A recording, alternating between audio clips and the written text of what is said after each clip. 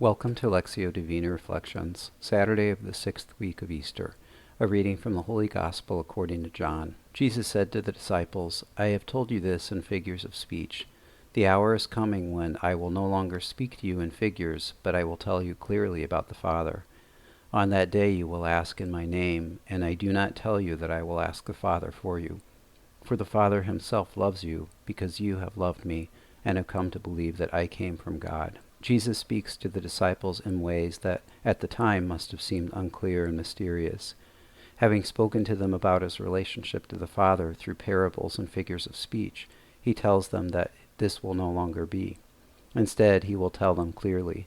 As the incarnate Word, Jesus is God in the flesh among them, who speaks truth into existence and is love itself. To help the disciples understand, Jesus says he will return to the Father to send the Advocate, who will teach them all things. Whatever you ask the Father in my name, he will give you, Jesus tells the disciples.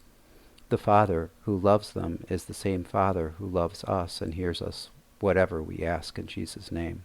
God, help me understand today's gospel. What is obscure, Jesus wants to make clear. What is spoken in figures of speech, he wants to make manifest. In returning to you, Jesus sends the Advocate to bring to the heart a living understanding of the relationship of the Son to the Father. Give me the grace, Lord, to receive the Advocate. Grant me clarity of mind to recognize that I am an adopted son brought into this same love that you make accessible every moment of the day and in the life to come in the eternal light of your face. Be by my side today, Lord. Help me call to mind that I can ask anything in your name.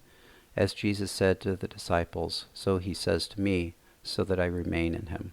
Until now, you have not asked anything in my name. Ask and you will receive, so that your joy may be complete. Glory be to the Father, and to the Son, and to the Holy Spirit, as it was in the beginning, is now, and ever shall be, world without end. Amen.